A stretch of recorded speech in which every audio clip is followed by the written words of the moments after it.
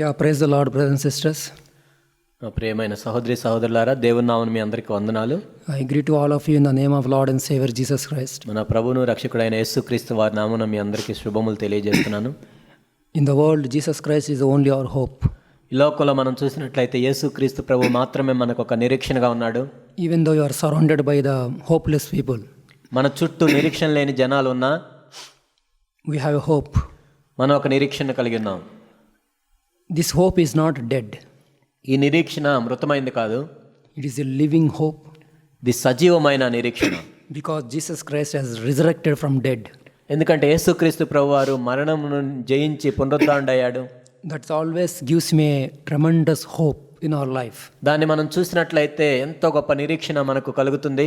So should always have an eye on Jesus Christ every day in our life. అందుకే మనం ప్రతిరోజు కూడా ఆయన వైపు దృష్టి ఉంచాలి. One of the tactics of our devil is that when he want to distract us from the fellowship with Jesus Christ. అపవాది యొక్క ఒక తంత్రం ఏంటంటే మనం యేసుక్రీస్తు ప్రభువుతో సహవాసం ఏ విధంగా అయినా చేయకూడదని. He wants to take out the simple and pure devotion to Jesus Christ. యేసుక్రీస్తు ప్రభు పట్ల మనం కలిగి ఉండే సరళమైన భక్తి నుంచి తొలగించాలని చూస్తూ ఉంటాడు. Paul mentions very clearly that the purity of life. పౌలు పరిశుద్ధ జీవితం గురించి, పవిత్రమైన జీవితం గురించి చెప్తూ వచ్చాడు. Devil wants to take out that purity from our life. అపవాది మనలో నుండి ఆ పవిత్రతను తీసివేయాలని చూస్తూ ఉంటాడు. He will just say, okay, read your Bible. అని బైబిల్ చదువు, You read the scriptures. లేఖనాలు చదువు, Listen to the messages. వర్తమానాలు వినొచ్చు, But don't walk with Jesus Christ. You walk with me. కానీ యేసుక్రీస్తు ప్రభువుతో నడవద్దు, నాతో నడు. Just like there was last time you saw us, we have fellowship with him at in darkness. ఇంతకు మునుపు మనం చూసి ఆయనతో సహవాసం కలవారమని చెప్పుకొనొచ్చు, చీకట్లో నడవటం Yeah, గురించి. you meet all your believers, all your friends, నువ్వు విశ్వాసులను కలవచ్చు, స్నేహితులను కలవచ్చు, but live in darkness. కానీ చీకట్లో జీవించు. They will tell that Christian life is very difficult. క్రైస్తవ జీవితం ఎంతో కష్టం అని చెప్తూ ఉంటాడు అపవాది. See how many problems are there. చూడు ఎన్ని సమస్యలు వస్తాయి. Just look at your unbelieving friends, how joyful they are, కాబట్టి విశ్వాసం లేని మీ స్నేహితులను చూడు, వాళ్ళు ఎంత సంతోషంగా ఉన్నారు, how they are enjoying. వాళ్ళు ఎలా సంతోషిస్తున్నారు, See how they are roaming. చూడు ఎలా తిరుగుతున్నారు వాళ్ళు. They don't have, looks like they don't have any problems in their life. అసలు చూస్తే వాళ్ళకి ఏ సమస్య ఉన్నట్టే కనపట్లేదు మనకు. That is not the Christian life. కానీ క్రైస్తవ జీవితం అంటే అది కాదు. A life of a fellowship always leads to pure devotion to Jesus Christ. మనం దేవునితో సహవాసం కలిగి ఉన్నట్లయితే యేసుక్రీస్తు ప్రభు పట్ల సరళమైన పవిత్రమైన భక్తిని కలుగు చేస్తుంది. Paul is scared so much about that. పౌలు దాని గురించి ఎంతో భయపడుతూ వచ్చాడు. He never feared the problems in his life. తన జీవితంలో తనకు కలిగిన సమస్యల గురించి ఆయన భయపడలేదు. He never feared the suffering for Christ. క్రీస్తు గురించి శ్రమ పడటంలో ఆయన భయపడలేదు. He had a fear in his life that one devil can really deceive you to deviate from the simple devotion to Jesus Christ. కానీ యేసుక్రీస్తు ప్రభు పట్ల సరళమైన భక్తి నుంచి మిమ్మల్ని తొలగిస్తాడేమో సైతాను అని ఆయన భయపడుతూ వచ్చాడు. He wants to live a compromised life. ఒకవేళ రాజీ పడే జీవితాన్ని జీవిస్తున్నారేమో. Just like how Satan deceived Adam and Eve. సైతాను ఆదాము అవ్వను ఏ విధంగా అయితే మోసం చేశాడో, You will eat this fruit, you will become like God. నీవు ఈ ఫలము తినని ఎడల మీరు దేవుని వలె మారతారు. That is a deception. అది మోసం. That is taking out the purity from the life of Adam and Eve. ఆదాము అవ్వల జీవితంలో నుంచి ఆ పవిత్రతను తొలగించేశాడు. So leading them to live in darkness. కాబట్టి ఆ అంధకారంలో వాళ్ళు వెళ్ళటానికి ప్రోత్సహించాడు. They never believed the commandment of God. దేవుని యొక్క ఆజ్ఞలు వాళ్ళు నమ్మలేదు. God truly said that one, the moment you eat fruit, you will die. మీరు ఈ ఫలము తినని ఎడల చచ్చెదరు అని చెప్పాడు దేవుడు. But devil said, you will not die, but you will be like God. మీరు మరణించి చావనే చావరు, కానీ దేవుని వలె మారతారు. That is very serious. అది ఎంతో తీవ్రమైంది. Even devil also using the same tactics that you will not die, certain things you will do, but you will be like God. అపవాది కూడా అలాంటి తంత్రాలే వాడి, మీరు ఇలా చేస్తే ఇలా అవ్వదు, కానీ మీరు దేవుని వల్ల అవుతారంట. What is the meaning of you will be like God today? మీరు దేవుని వల్ల అవ్వటం అంటే ఏంటి? ఈ రోజు You eat everything of this world, still you can have a fellowship with God and everything you can go like. కాబట్టి లోకంలో ఉన్నదంతా మీరు భుజించవచ్చు, కానీ దేవునితో మీరు సహవాసం కలిగి ఉండి దేవునితో ఉండొచ్చు అంటాడు. But Apostle Paul John said, you are living a life of lie. కానీ అప్పుడు అపొస్తలుడైన యోహాను చెప్తున్నాడు, మీరు అబద్ధపు జీవితాన్ని జీవిస్తున్నారు. And you are not at all belongs to truth of gospel of Jesus Christ. అప్పుడు మీరు యేసుక్రీస్తు ప్రభు యొక్క సత్య సువార్తకు మీరు విధేయులై లేరు. So let us look at again verse 7. అలా చూద్దాం. యోహాను రాసిన మొదటి పత్రిక Chapter 1 verse 7. 1వ అధ్యాయం 7వ వచనం. It says, if you walk in the light, మీరు వెలుగులో నడిచిన ఎడల, as himself is in the light. ఆయన వెలుగైన ప్రకారం. He is always in the light. ఆయన ఎప్పుడు వెలుగే ఉన్నాడు. He never walked in darkness, Jesus Christ. ఆయన ఎప్పుడు చీకట్లో నడవలేదు. It says that we have a fellowship with one another. మనము ఒకరితో ఒకరు అన్యోన్య సహవాసం గలవారమైందుము. And the blood of Jesus cleanses from all sin. అప్పుడు ఆయన కుమారుడైన యేసు రక్తం ప్రతి పాపము నుండి మనల్ని పవిత్రులుగా Do you చేయను. know, if you have fellowship with Jesus Christ, there are two things will happen. మనం యేసు ప్రభుతో సహవాసం కలిగి ఉంటే రెండు విషయాలు జరుగుతాయి. One is that to fellowship with one another, ఒకటేమో ఒకరితో ఒకరు సహవాసం కలిగి ఉంటాం. and you will have a blood of Christ cleanses from all our sin. అప్పుడు యేసు యొక్క రక్తం మన ప్రతి పాపాన్ని కడుగుతుంది. So last time we saw the vertical relationship. ఇంతకు ముందు మనం నిలువుగా ఉండే సంబంధం గురించి చూసాం. If you have fellowship with Him, ఆయనతో మనం సహవాసం కలిగి ఉంటాం. and here says, if you walk in the light, కానీ ఇక్కడ ఏం చెప్పబడిందంటే మనం వెలుగులో నడిచిన యెడల, because God is in the light.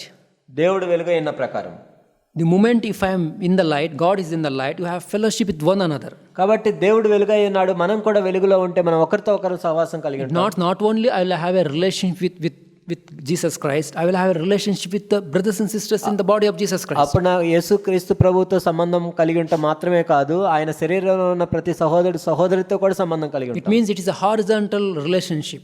అదేంటంటే అడ్డుగా ఉండే సంబంధం. So as long as I am in this world, I should have both the relationship. కాబట్టి నేను ఈ లోకంలో ఉన్నంతకాలం నాకు రెండు సంబంధాలు కావాలి. I cannot avoid them. నేను దాన్ని తొలగించుకోలేను. I cannot say that I can only, I am only have a fellowship with Jesus Christ. I don't need anybody. Jesus Christ is more than enough. And that is wrong. నేను యేసుక్రీస్తు ప్రభువుతో సహవాసం చేస్తాను, నాకు ఇంకెవరు అవసరం లేదు, నాకు ఆయన ఉంటే చాలు అని చెప్తుంటారా? తప్పు. But a person thinks that one, like that one, is still walking in darkness. కానీ అలా అనుకునే వ్యక్తి కూడా చీకట్లో నడుస్తూనే ఉంటాడు. But he's thinking, he's saying that I don't require anybody. అంటే నాకు ఎవరు అవసరం లేదు అనుకుంటాడు. But Jesus never said like that one. కానీ యేసుక్రీస్తు ప్రభు ఎప్పుడు చెప్పలేదు అలా. God's light is not like that. దేవుని యొక్క వెలుగు అలాంటిది కాదు. Jesus Christ, when he was in the light of the world, he was have a fellowship with apostles. యేసు ప్రభు ఈ లోకంలో వెలుగై ఉన్నప్పుడు ఆయన తన అపోస్తులతో కూడా సహవాసం కలిగి ఉన్నారు. He was telling about godly things to these apostles. ఈ అపోస్తులకి దేవునికి సంబంధించిన విషయాల గురించి చెప్తూ వచ్చాడు. It means they have a fellowship with one another. ఒకరితో ఒకరు సహవాసం కలిగి ఉన్నారు. Why they have fellowship with one another? ఎందుకు వాళ్ళు ఒకరితో ఒకరు సహవాసం కలిగి ఉన్నారు? Because they are walking in light.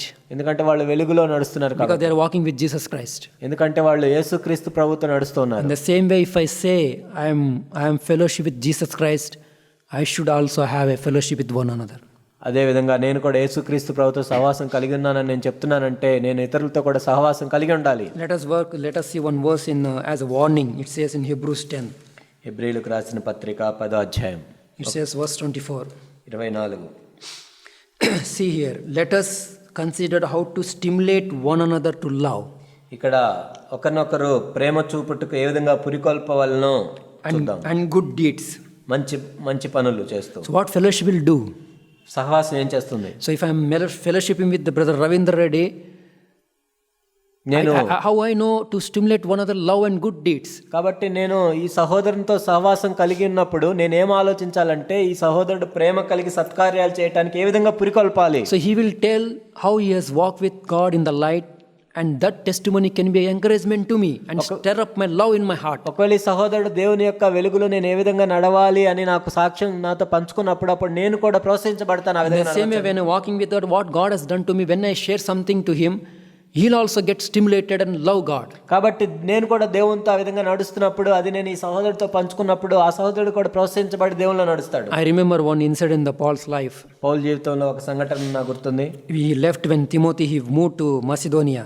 ఆయన తిమోతిని విడిచిపెట్టి మాసిదోనియా వెళ్ళాడు. He was eagerly waiting to Timothy to come back. Timothy రావాలని ఎంతో ఆతృతగా ఎదురు See చూస్తున్నాడు. how he is longing to see Timothy, to have a fellowship with him. కాబట్టి తిమోతితో సహవాసం చేయాలని ఎంత కోరుకుంటున్నాడు. So he was given some responsibility in Corinthians. He wants to come and know how to fellowship with one another. కాబట్టి కొరింథీ సంఘానికి వెళ్ళమని పౌలు చెప్పిన తర్వాత నిజంగా ఎప్పుడు సహవాసం చేద్దామని చూస్తున్నాడు. And when he came, he has heart filled with joy. ఎప్పుడైతే తిమోతిని చూశాడో ఎంతో సంతోషంతో తన హృదయం నిండిపోయింది. Did you have any experience like that? నువ్వు అలాంటి ఏమైనా అనుభవం కలిగి ఉన్నావా? Whenever you see some brother and sister, your heart filled with joy. నువ్వు సహోదరుని కానీ సహోదరిని కానీ చూసినప్పుడు నీ హృదయం సంతోషంతో నింపబడుతుందా? That really tells what type of fellowship you have. అప్పుడు నిజంగా అలా ఉంటే నీకు ఎటువంటి సహవాసం కలిగినావో అర్థమవుతుంది. Whether you have attitude, why I met this brother, seeing him, my disturbance is there. అయ్యో నేను ఎందుకు చూశాను, అనవసరంగా ఇప్పుడు నేను కలత చెందుతున్నాను అనుకుంటున్నావా? Yeah, some believers like that. కొంతమంది అలా ఉంటారు. There are some hatred in their heart. వాళ్ళ హృదయంలో ద్వేషం ఉంటుంది. Maybe something they have done to them. లేకపోతే వాళ్ళకి ఏదైనా వాళ్ళు చేసి ఉండొచ్చు. Every time they see them, they have disturbance. వాళ్ళని చూసినప్పుడల్లా ఒక కలవరం వస్తుంది. They will avoid and go. వాళ్ళు తొలగించబడి వెళ్తూ ఉంటారు. They will not look at them. వాళ్ళని చూడరు.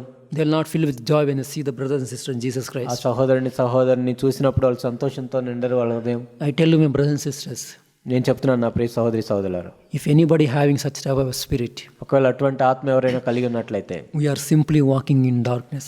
మనం చీకట్లో నడుస్తున్నాం. Should have excitement when you see the brothers and sisters in Jesus Christ. కాబట్టి సహోదరులను చూసినప్పుడు మనం ఎంతో సంతోషంతో నిండిపోవాలి. But we got opportunity to fellowship with one another.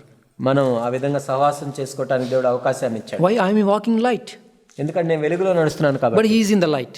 ఎందుకంటే ఆయన వెలుగై ఉన్నాడు. It means I am in the light, Jesus in the light, other brothers in the light will have fellowship with one another. కాబట్టి యేసు వెలుగులో ఉన్నాడు, మనం వెలుగులో ఉన్నాం, ఇతరులు వెలుగులో ఉన్నారు, కాబట్టి మనందరం సహవాసం కలిగి ఉన్నాం. It means fellowship is full of light. అప్పుడు సహవాసంలో మొత్తం వెలుగే ఉంటుంది. And there is no darkness in that one. అక్కడ చీకటి ఉండదు అందులో. What a wonderful to have a fellowship like that. అటువంటి సహవాసాన్ని కలిగి ఉండటం ఎంత అద్భుతమో కదా. Sometimes, I want to again go to Hebrew chapter 10. హెబ్రీయులకు రాసిన పత్రిక 10వ అధ్యాయం మరలా చూద్దాం. And verse 25. 25. What a warning it is saying.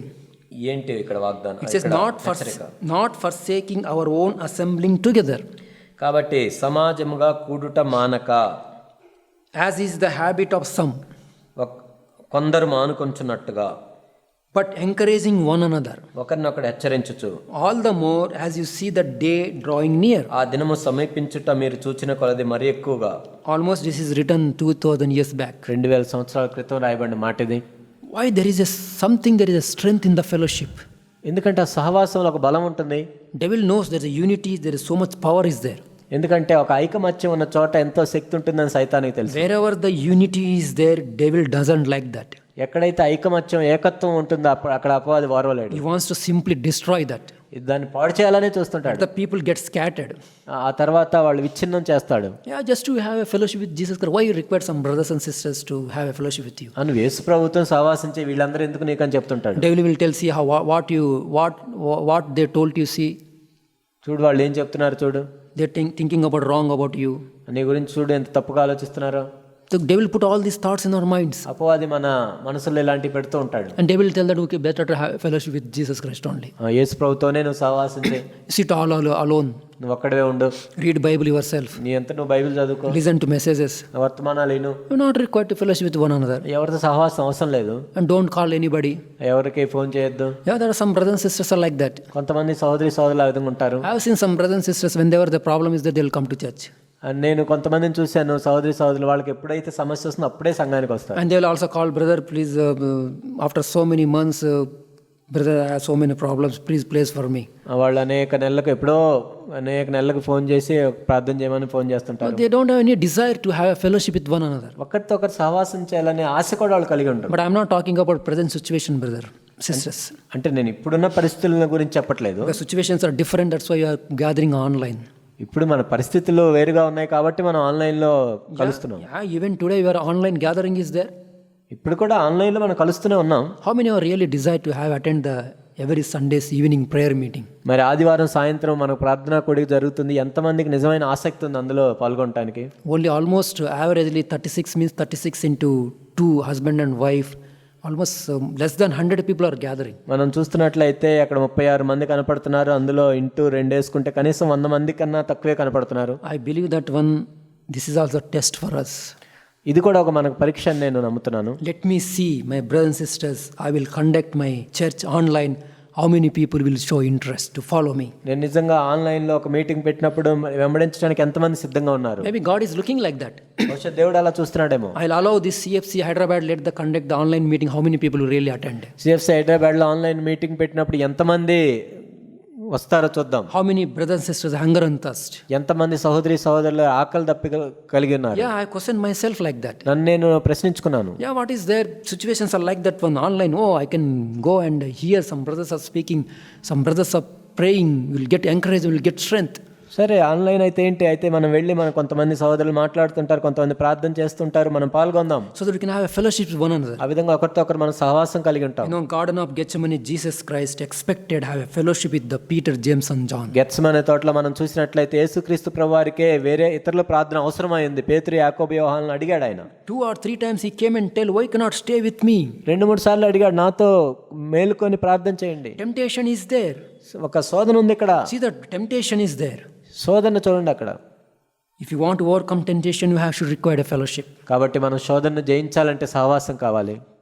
Jesus is expecting like that. యేసు ప్రభు ఆ విధంగా ఆశిస్తున్నారు. But in one of the gospels say that the angels came and strengthened him. కొన్ని సువార్తల్లో మనం ఒక సువార్తలో మనం చూసినట్లయితే దేవదూతలు వచ్చి ఆయన్ని ఆదరించినట్లుగా చూస్తాం. Disciples become not useful for Jesus Christ in that situation. ఆ పరిస్థితుల్లో శిష్యులు కూడా సహాయం చేయలేకపోయారు. It's very sad, my brothers and sisters, to have a fellowship like that. కాబట్టి అలాంటి సహవాసం మనం కలిగి ఉండటం విచారకరం. So that type of attitude should go from our life.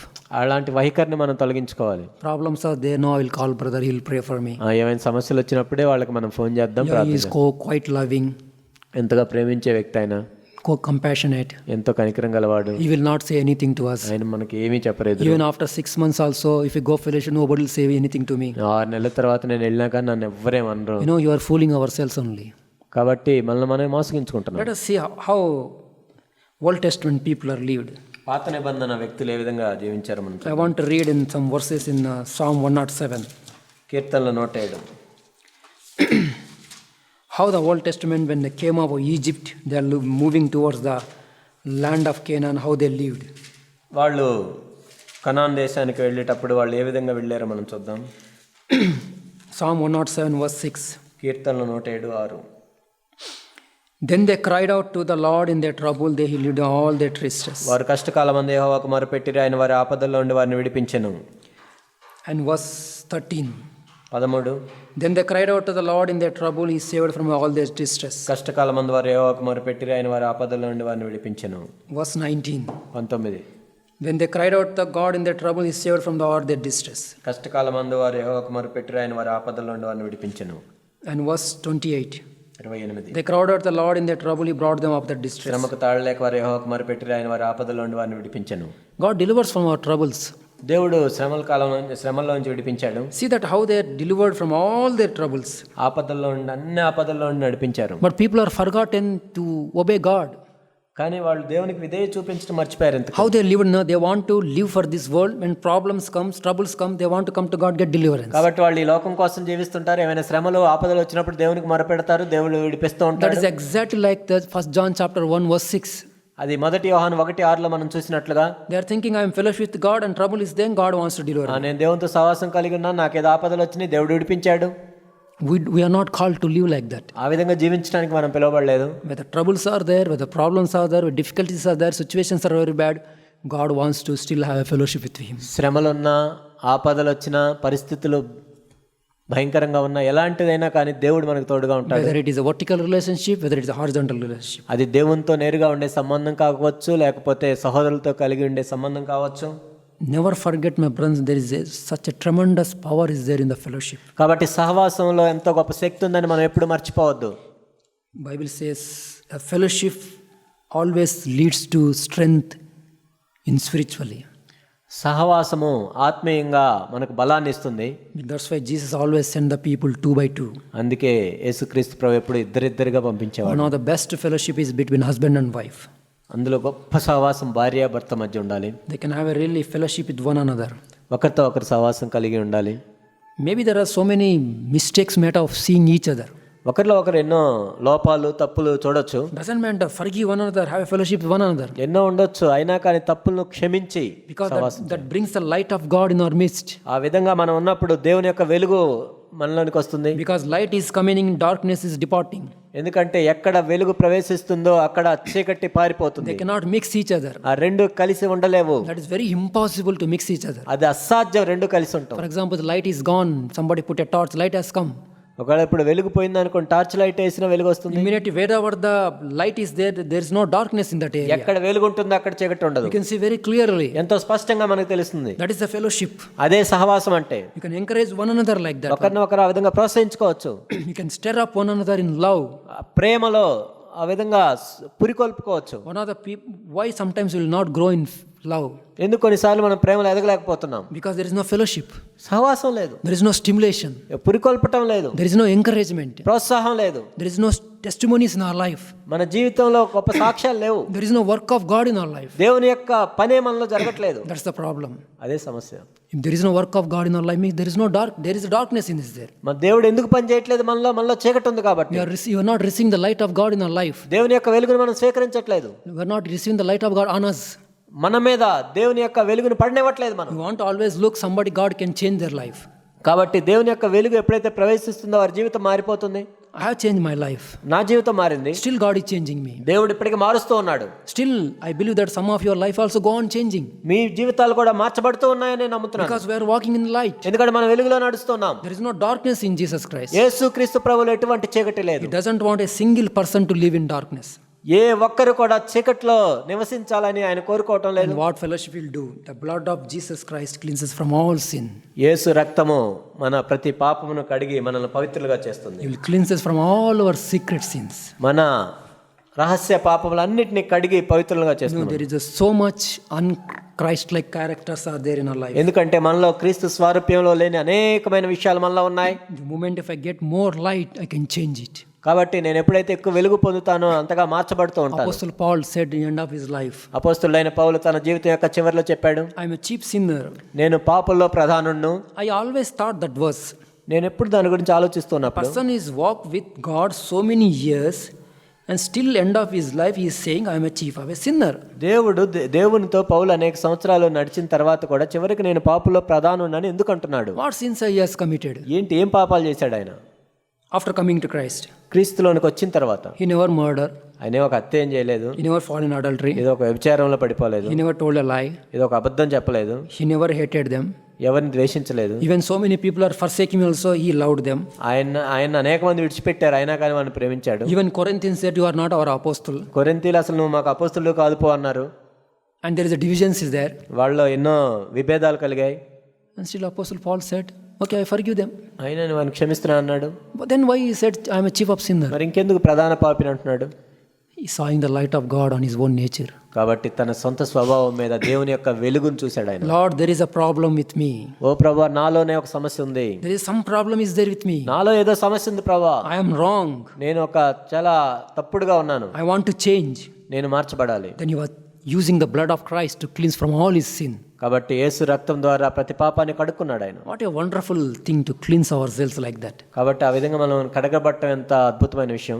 Every day it is gone cleansing the blood of Christ. ప్రతిరోజు మనం యేసు రక్తం చేత కడగబడుతూ ఉండాలి. Because every day you are getting the light of God. ఎందుకంటే ప్రతిరోజు కూడా దేవుని యొక్క వెలుగును మనం పొందుతున్నాం. That the really fellowship can build up like that. ఆ విధంగా సహవాసం అనేది అభివృద్ధి చెందుతుంది. See what he says. ఆయన ఏం చెప్పాడు చూద్దాం 8వ వచనంలో. If we say that we have no sin, మనం పాపము లేని వారమని మనం చెప్పుకునే we deceive ourselves అలా మనం మోసం చేసుకుంటున్నాం. and truth is not in us. మనలో సత్యం ఉండదు. There are so many people, I am not at all a sinner. అనేక మంది చెప్తుంటారు నేను అసలు ఒక పాపం కూడా చేయలేదు. If you go and ask any unbeliever, are you sinner? ఒక అవిశ్వాసిని వెళ్ళి అడిగి నువ్వు పాపం చేసిన వాడవా అని అడిగితే They'll say no. లేదే. See, I have not done any wrong to others. చూడు నేను ఎవరిని హాని చేయట్లేదు. I myself never harm myself. అసలు నాకు నేనే హాని చేసుకోవట్లేదు. I never harm anybody. నేను ఎవరికి హాని చేయట్లేదు. I never murder anybody. నేను ఎవరిని హత్యం చేయలేదు. I never live in adultery. నేనేం ఒక వ్యభిచారంలో పడిపోలేదు. So I am not a sinner. నేను పాపాత్ముడేం కాదే. That is not meaning of this verse. కానీ దాని అర్థం ఇది కాదు. See that if we say, మనము ఒప్పుకునే వాళ్ళ, even Apostle Paul also included in this verse. అందులో యోహాను కూడా తను చెప్పుకున్నాడు. It means Apostle Paul almost 60 years he has walked with Jesus Christ, fellowship with him and saw physically and still say if he say we have no sin. ఇక్కడ అపోస్తలుడైన యోహాను కూడా 60 సంవత్సరాలు ప్రభువుతో నడిచి 90 సంవత్సరాల వయసులో మనము చెప్పుకునే ఎడలని ఆయన కూడా కలుపుతున్నాడు చూడండి. If he say we have no sin, I am also included in that one. మనం పాపం లేని వారమని చెప్పుకునేళ్ళు అంటే మనం అంటే నేను కూడా. It means Apostle Paul today at the age of 90 years and getting up and speaking, if he say we have no sin, means he has also included. ఒకవేళ ఇక్కడ అపోస్తలుడైన యోహాను 90 సంవత్సరాల వయసులో మనము పాపము లేని వారమని చెప్పుకునే ఎడ్లా అని చెప్తున్నాడంటే ఆయన కూడా అందులో ఉన్నాడు అని. then we deceive ourselves. మనం మోసగించుకుంటాం. There are two things are there regarding sin. ఇక్కడ పాపం సంబంధించి రెండు విషయాలు ఉంటాయి. It is what we are and what we do. మనం ఏమై ఉన్నాము, మనం ఏమి చేస్తున్నాము. Sin, we have a deeds of sin. It means it is sins will do certain things. పాపపు పనులు మన క్రియల ద్వారా చేసే పాపాలు, Telling lies, అబద్ధాలు చెప్పటం, getting angry. కోపపడటం, These are the results of sins. ఇవన్నీ కూడా ఏంటంటే మనలో ఉన్న పాపానికి బయట కనపడే, బయట వ్యక్తపరచబడే It means పాపం. there is something wrong in me. అంటే లోపలే ఏదో ఉంది దానికి కారణం. I am wrong actually. నిజానికి నేనే ఒక పాపమై ఉన్నాను. David said that when my mother conceived through sin in me. దావీదు చెప్పింది ఏంటంటే నా తల్లి నాకు పాపంలోనే జన్మనిచ్చింది. It doesn't mean that when she has bought David illegally. No. అంటే పాపం చేయటం అంటే ఆమె ఏదో తప్పుడు పని చేసిందని కాదు. Because the moment you are born, you got Adamic nature. ఎందుకంటే ఆ స్వభావం గురించి అక్కడ చెప్తూ ఉన్నాడు, ఆదాము స్వభావం. That's why even small babies also will die even though they are not committed any sin. అందుకే చిన్న పిల్లలు కూడా చనిపోతూ ఉంటారు, వాళ్ళు ఏం పాపం చేయరు, అయినా చనిపోతూ ఉంటారు. Because they came from Adam. ఎందుకంటే ఆదాము నుంచే వచ్చారు కదా వాళ్ళు. So the sin which is there, it came from Adam in my life. ఏదైతే పాప స్వభావం అనేది ఉందో అది ఎప్పుడూ ఆదాము నుంచే వచ్చింది. It is talking about the Adamic sin which we have in our life. ఆదాము యొక్క పాపం గురించి ఇక్కడ చెప్పబడింది. If you say what I am wrong. If you don't agree with that one, I am deceiving myself. కాబట్టి నేను పాపమై ఉన్నాను అనే మాటను మనం అంగీకరించట్లేదంటే మనల్ని మనం మోసం చేసుకుంటున్నాం. How I know that? నాకెలా తెలుసు? For example, God has said something, obey this commandment. ఉదాహరణకి దేవుడు ఒక మాట చెప్పాడు, ఈ ఆజ్ఞకు లోబడమని. I break it. నేను దానికి విధేయత చూపించలేదు. How I break it? Because there is sin in me. ఎందుకు నేను విధేయత చూపించానంటే నేను పాపాత్ముడు కాబట్టి. There is nature of sin is there in me. పాప స్వభావం నాలోనే ఉంది కాబట్టి. It is called the power of sin. అదే పాపం యొక్క శక్తి. Even though my sins are forgiven, there is a power of sin in me. నా పాపాలు క్షమించబడినప్పటికీ పాపం యొక్క శక్తి నాలో ఉంది ఇంకా. Yeah, even today I have that power in me. కాబట్టి నాలో ఇప్పటికీ ఉంది అది. If you say I don't have that one, ఒకవేళ అది నాలో లేదని నేను చెప్తుంటే we deceive ourselves. మనల్ని మనం మోసం చేసుకుంటున్నాం. You do not do anything for that one. దాని గురించి నువ్వేమీ చేయాల్సిన అవసరం లేదు. We deceive ourselves. మనల్ని మనం మోసం It చేసుకుంటాం. means we are deceiving. You are living in a deception, మోసంలో జీవిస్తున్నావు. and the truth is not us. సత్యము మనలో ఉండదు. This is one of the things Apostle Paul discovered in Romans 7. రోమా 7 అపోస్తులైన పౌలు కనిపెట్టాడు దాన్ని. The moment he got a light of God, ఎప్పుడైతే దేవుని యొక్క వెలుగు మనలోకి వస్తుందో, he saw Jesus Christ like that. యేసు క్రీస్తు ప్రభువును చూశాడు ఆ విధంగా. He said, I am wrong. నేను పాపాత్ముడై ఉన్నాను. Nothing good dwells in me. నా శరీరంలో మంచిదేది నివసించదు. Apostle Paul is saying that. అపోస్తులైన పౌలు చెప్తున్నాడు దాన్ని. He never murdered. ఆయన ఒక హత్య ఏం చేయలేదు, He never adultery. ఒక విచారం ఏం చేయలేదు. There is a power is there in me to do wrong. కానీ నేను తప్పు చేసే ఒక శక్తి నాలో ఉంది. There is a power is there in me to live in sin. పాపంలో జీవించే శక్తి నాలో ఉంది. In the end of the Romans 7, thanks to be Jesus Christ who has delivered me from all these things. అందుకే రోమా 7 చివరిలో నన్ను విడిపించడానికి వచ్చిన ప్రభువైన యేసుక్రీస్తును బట్టి వందనాలు. How he got it? ఎలా పొందాడు? He had a fellowship with Jesus Christ. He has fellowship with his brothers. కాబట్టి ఆయన యేసుక్రీస్తు ప్రభువుతో సహవాసం కలిగి ఉన్నాడు, తన సహోదరులతో సహవాసం కలిగి The ఉన్నాడు. same Paul says in Ephesians 3. ఎఫెసీయులకు రాసిన పత్రిక 3వ అధ్యాయంలో మనం చూస్తాం. It says, verse 18. ఎఫెసీ 3:18. It says, may be able to confront with all the saints what is breadth, what is length, what is height, what is depth, and to know the love of Christ which surpasses knowledge, that you may filled up to all the fullness of God. కాబట్టి తన మహిమైశ్వర్యం చొప్పున మీరు ప్రేమయందు వేరుపారి స్థిరపడి సమస్త పరిశుద్ధులతో కూడా దాని వెడల్పు పొడుగు లోతు ఎత్తు ఎంతో గ్రహించుకొనగలుగుట. See, he is talking of the love of God there. ఇక్కడ దేవుని యొక్క ప్రేమ గురించి చెప్పడం The moment you have fellowship with one, love of God will expose to our hearts to stir up one another. కాబట్టి ఎప్పుడైతే మనం దేవునితో సహవాసం కలిగి పరిశుద్ధులతో సహవాసం కలిగి ఉంటాం, దేవుని యొక్క ప్రేమను మనం తెలుసుకుంటాం. Let us go to verse 10. 10వ వచనం. If you say that you have not sinned, మీరు పాపము చేయలేదు అని చెప్పిన యెడల you make him a liar, ఆయన అబద్ధికుడిగా చేస్తున్నాం. and his word is not in us. అప్పుడు ఆయన వాక్యం మనలో ఉండదు. There is a sin, there is a deeds of sin. ఇక్కడ పాపము పాపపు క్రియలు. The power of sin leads to do so many sins in our life. ఇక్కడ పాపం అనే స్వభావం అనేక పాప కార్యాలు చేయడానికి ప్రేరేపిస్తుంది. Some people blame circumstances. కొంతమంది పరిస్థితుల్ని వాళ్ళు నిందిస్తుంటారు. See, my wife got angry, I got angry because of she is the problem. అంటే ఆమె కోపం వచ్చింది కాబట్టి నాకు వచ్చిందని చెప్తారు, ఆమె వల్ల వచ్చిందంట. See, for example, she has not got angry, I would never got angry. ఒకవేళ ఆమె కోపం రాత నాకు వచ్చేది కాదు కదా. But this person what indirectly saying that I have no sin. అంటే ఈయన ఏం చెప్తున్నా అంటే అసలు నాలో నిజానికి పాపమే లేదు అని చెప్తున్నాడు. Only because of her I got it. ఆమె చేసింది కాబట్టి That exactly Adam and Eve has done. ఆదాము హవ్వలు కూడా అదే చేశారు. See, this husband you have given this, she has blamed Satan. Adam Eve blame Eve. మనం చూసినట్లయితే అవ్వ సైతానమే చెప్పింది, ఆదామేమో వాళ్ళిద్దరమే చెప్పాడు. That is exactly what happens between husband and wife. భార్యాభర్తల మధ్య అదే జరుగుతుంది. Even in the workplaces also. మన పనిచేసే స్థలాల్లో అదే జరుగుతుంది. Suddenly those things will erupt from us. ఏ లోపల నుంచి బయటకు వస్తుంటాయి. Then we'll say, I am not a sinner.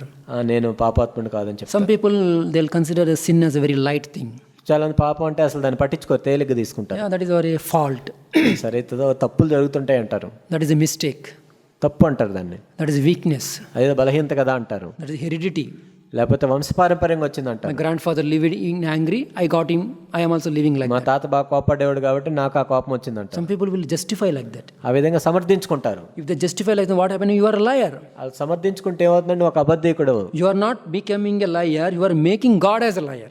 నువ్వు అబద్ధికుడు అవటం కాదు, ఇంతకు దేవుడు కూడా అబద్ధికుడు అని చెప్తున్నాను. You are indirectly telling you, we make him a liar. దేవుడిని అబద్ధికుడిగా చేసేస్తున్నావు. If you want to prove God as a liar, you say I am not a sinner at all. దేవుడు అబద్ధికుడు అని నువ్వు రుజువు చేయాలనుకుంటే నేను పాపాత్ముడు కాదని చెప్పు చాలు. That's what this verse says. అదే ఇక్కడ వాక్యం చెప్తుంది. And his word is not in us. అప్పుడు ఆయన వాక్యం మనలో నిలిచుండదు.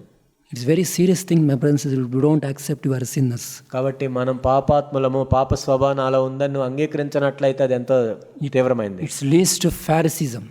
అదేంటంటే పరిసయ్యతత్వం వైపుకు మనం Our నడిపిస్తుంది. hearts becomes very hardened. అప్పుడు మన హృదయాలు కఠినపరచబడతాయి. You live a life of Pharisees in darkness. అప్పుడు చీకట్లో పరిసయ్యుల వలె మనం ఉంటాం. In between these two verses, ఈ రెండు వచనముల మధ్య there is one beautiful verse is there. ఒక అద్భుతమైన వచనం ఉంది. It says verse 9. 9వ వచనం. If we confess our sins, మన పాపములను మనం ఒప్పుకొనేళ్ళ he is faithful, ఆయన నమ్మదగినవాడు, righteous to forgive నీతిమంతుడు. our sins, కనుక ఆయన మన పాపములను క్షమించి cleanse us from all unrighteousness. సమస్త దుర్నీతి నుండి మనల్ని పవిత్రులుగా చేయను. Think about it. This verse is not there in between these two. ఈ రెంటి మధ్య ఈ వచనం లేకపోతే ఎలా ఉంటుందో చూడండి. I don't have any hope for that. ఇప్పుడు నాకు నిరీక్షణ ఉండదు. I know I am a sin. I have power of sin. నాలో పాప శక్తి ఉందని నాకు తెలుసు. The power of sin is giving deeds to do sins. ఆ పాపం యొక్క శక్తి ద్వారా పాపపు కార్యాలు నేను చేస్తున్నాను. I thank God Apostle John heard the voice of the Holy Spirit to write this. ఇక్కడ అపోస్తలుడైన యోహాను దేవుని యొక్క మాట విని రాస్తున్నాడు. One of the greatest encouragement in my own life. నన్ను ఎంతగానో ప్రోత్సహించే ఒకనొక వచనం ఇది. I believe that one of the greatest encouragement to most of the Christians. అనేక మంది క్రైస్తవులను ప్రోత్సహించే వచనం ఇది. If we confess our sins. మన పాపమును మనం ఒప్పుకొనేళ్ళ. Yes Lord, I have a power of sin. అవును ప్రభువా, నాలో పాపం యొక్క శక్తి ఎంతో ఉంది. I am not saying I know I have no sin. అంటే నాలో పాపం లేదని నేను చెప్పట్లేదు ప్రభువా. Lord, I am wrong actually. నిజంగా నేను ఎన్నో తప్పులు చేశాను. I am coming to you. నేను మీ వద్దకు వస్తున్నాను I am confessing you. నేను మిమ్మల్ని మీ దగ్గర ఒప్పుకుంటున్నాను. Then what he is faithful ఆయన నమ్మదగిన వాడు కనుక, and righteous ఆయన నీతిమంతుడు కనుక to forgive all our sins. మన పాపములన్నిటిని క్షమిస్తాడు. Till today he can forgive all our sins. ఇప్పటి వరకు మన పాపములన్నిటిని క్షమిస్తాడు. Not only forgive that one, క్షమించటం మాత్రమే కాదు, cleansing. పవిత్రులుగా చేస్తాడు. He'll cleanse everything and he'll show as a white, completely white. కాబట్టి మన సమస్త దుర్నీతి నుంచి విడిపిస్తాడు, పవిత్రులుగా. For example, you got a light and anger, lusting, hatred. You are seeing with that. కోపం మీద లేకపోతే మోహపు తలంపుల మీద అలాంటి వాటి మీద మనకి వెలుగు కలిగింది అనుకో. And went to God. దేవుని దగ్గరికి వెళ్ళి, Lord Jesus, these are the sins which I could able to see here. ఓ యేసుక్రీస్తు ప్రభువా, నాలో ఇన్ని పాపాలు నేను చూస్తున్నాను, You forgive me. నన్ను క్షమించండి. Okay, I have forgiven. సరే, నేను క్షమించాను. What Lord will do, you know? అప్పుడు ప్రభు ఏం చేస్తాడు తెలుసా? He puts his hand and wipes it up completely. తన చేయి తీసుకుని అన్నిటిని తుడిచేస్తాడు It is with his blood. తన రక్తంతో. Now see my brother, my son and daughter. It is clean. చూడండి, నా కుమారుడు కుమార్తె ఎంత పవిత్రంగా ఉన్నారు. What a wonderful. ఎంత అద్భుతమైన దేవుడు కదా. That is the power of blood. అదే యేసు ప్రభు యొక్క రక్తం యొక్క శక్తి. Cleanses from all our unrighteousness. సమస్త దుర్నీతి నుండి మనల్ని పవిత్రులుగా చేస్తుంది. Only this happens అది జరిగినప్పుడు మాత్రమే. When you have a vertical relationship with Jesus Christ and horizontal relation with brothers and sisters. అప్పుడు యేసుక్రీస్తు ప్రభువుతో నిలువుగా సంబంధం కలిగి ఉంటాం, మన సహోదరులతో సంబంధం కలిగి ఉంటాం. Such type of a worship God will really accept. అటువంటి ఆరాధన మాత్రమే దేవుడు నిజంగా స్వీకరించగలడు. Yes Lord, I came here to have a fellowship with you. అవును ప్రభా, మీతో సహవాసం చేయడానికి నేను వచ్చాను. Not only with you but with the brothers and sisters in the body of Jesus Christ. మీతో మాత్రమే కాదు ప్రభా, మీ శరీరంలో ఉన్న సహోదరునితో. Let us pray. ప్రార్థన చేసుకుందాం. Heavenly Father, పరలోకపు తండ్రి, we thank you very much Lord. Apostle John heard your voice. ఓ ప్రభా, అపోస్తులైన యోహాను మీ స్వరం విన్నందుకు వందనాలు. But you put a desire in his heart to write it down all these things. ఓ ప్రభా, అవన్నీ రాయటానికి మీరు ప్రేరేపించినందుకు వందనాలు ప్రభా. Today it has came down to us. ఓ ప్రభా, ఇవి ఈరోజు మేము కూడా చదవగలుగుతున్నాం. When you read this one, our eyes are opened, our hearts are encouraged, Lord. ఓ ప్రభా, ఇవి మేము చదువుతున్నప్పుడు మా కన్నులు తెరవబడతాయి, మా హృదయాలు ప్రోత్సహించబడతాయి. What you can do through the fellowship, through the blood of Christ. ఓ ప్రభా, సహవాసం ద్వారా, మీ రక్తం ద్వారా మీరు ఏవైతే చేయగలరో. Thank you very much, Lord. ఓ ప్రభా, మీకు వందనాలు తెలియజేస్తున్నాం. Which blood, Lord, cleanses all our unrighteousness. మా సమస్త దుర్నీతి నుండి మమ్మల్ని కడిగి పవిత్రులుగా చేస్తున్నందుకు స్తోత్రాలు. In Jesus' name we pray. యేసు నామములో ప్రార్థిస్తున్నాం తండ్రి. Amen. ఆమేన్.